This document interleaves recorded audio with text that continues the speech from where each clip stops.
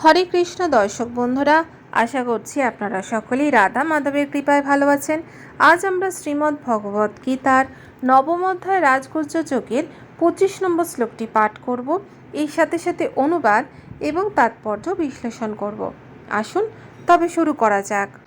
ইয়ান্তি দেবব্রতা দেবান পিতৃন ইয়ান্তি পিতৃব্রতাঃ ভূতানি ইয়ান্তি ভূতেজ্য ইয়ান্তি মদয়াজিনোহপিমম। অনুবাদ: দেবতাদের উপাসকগণ দেবলোক লাভ করেন, পিতৃপুরুষদের উপাসকগণ পিতৃলোক লাভ করেন, ভূত এবং প্রেতাদি উপাসকগণ ভূতলোক লাভ করেন, আর আমার উপাসকগণ আমাকেই লাভ করেন। তাৎপর্য: যদি কোনো মানুষ চন্দ্র সূর্য আদি গ্রহলোক যেতে ইচ্ছা করে, তাহলে সে সেই উদ্দেশ্যে প্রদত্ত দর্শ পৌর্ণমাসী নামক বিশেষ বৈদিক বিধান পালন করার ফলে তার ঈপ্সিত লক্ষ্যে পৌঁছাতে পারে। এই সমস্তই বেদের কর্মকাণ্ডীয় বিভাগে বিশদভাবে বর্ণনা করা হয়েছে, যেখানে স্বর্গলোকের অধিপতি দেবতাদের উপাসনা করার বিধান দেওয়া হয়েছে।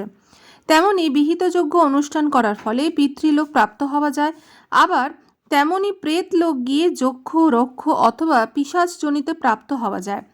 পিশাচ উপাসনাকে জাদুবিদ্যা বা তিমির ইন্দ্রজাল বলা হয়।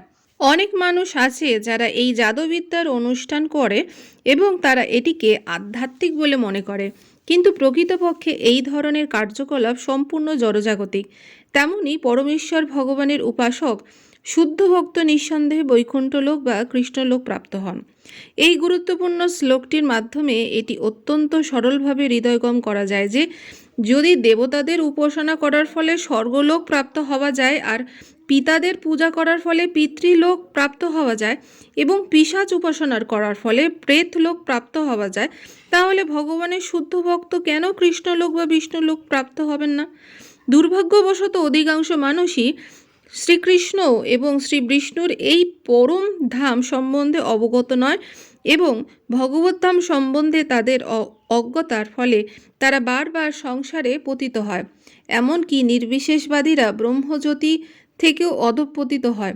তাই কৃষ্ণ ভাবনামৃত আন্দোলন সমস্ত মানব সমাজে এই পরম কল্যাণকারী জ্ঞান এমনভাবে বিতরণ করছে যে, কেবল হরে কৃষ্ণ মহামন্ত্র কীর্তন করার ফলেই মানুষ এই জীবন সার্থক করে তার যথার্থ আবাস ভগবত ধামে ফিরে যেতে পারে।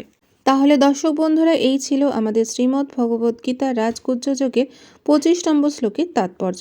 আগামী পর্বে আপনাদের সাথে আবার দেখা হবে পরবর্তী শ্লোক নিয়ে। আপনারা ভালো থাকুন, সুস্থ থাকুন। রাধে রাধে।